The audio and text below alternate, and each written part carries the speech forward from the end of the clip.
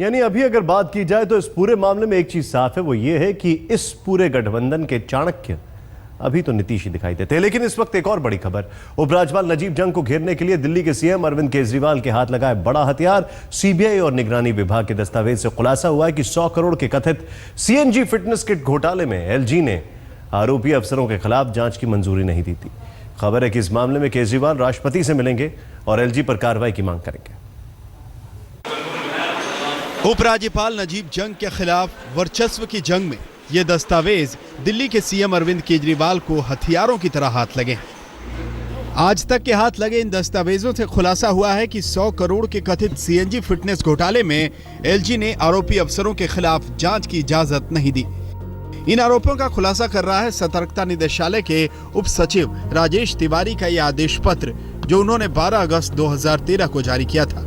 आदेश में कहा गया था, मुख्य सचिव श्री DM सपोलिया और पूर्व मुख्य सचिव श्री PK त्रिपाठी के खिलाफ जांच की अनुमति मांगने का अनुरोध सतर्कता निदेशालय के पास आया था।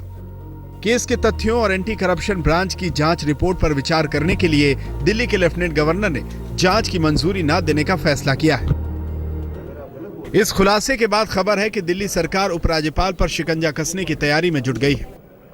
सूत्रों के मुताबिक दिल्ली सरकार मुख्य सचिव से पूछने जा रही है कि सीएनजी फिटनेस स्कैम में भ्रष्ट अफसरों को बचाने के मामले में नजीब जंग के खिलाफ धारा 217, 218 के तहत क्या कार्रवाई हो सकती है। खबर है कि अरविंद केजरीवाल इस मामले में राष्ट्रपति प्रणब मुखर्जी से भी मिलेंगे।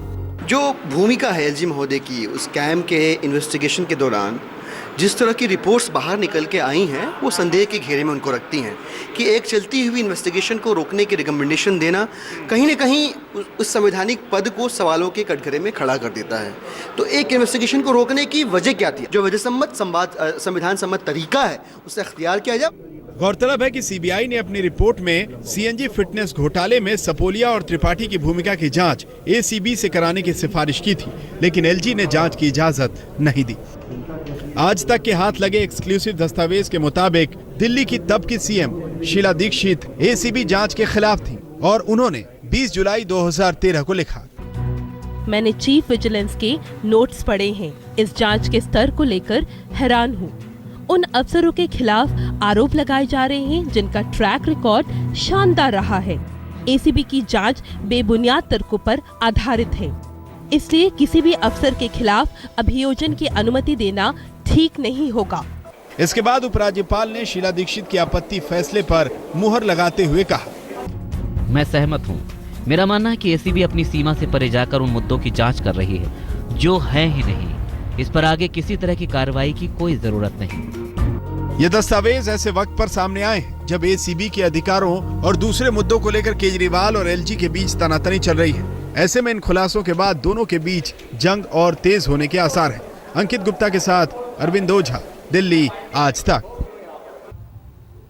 इस पूरे विवाद पर उपराज्यपाल नजीब जंग का पक्ष कुछ और ही है। एलजी के करीबी सूत्रों के मुताबिक राष्ट्रमंडल खेलों से पहले 2007-2008 में मामला सामने आया था।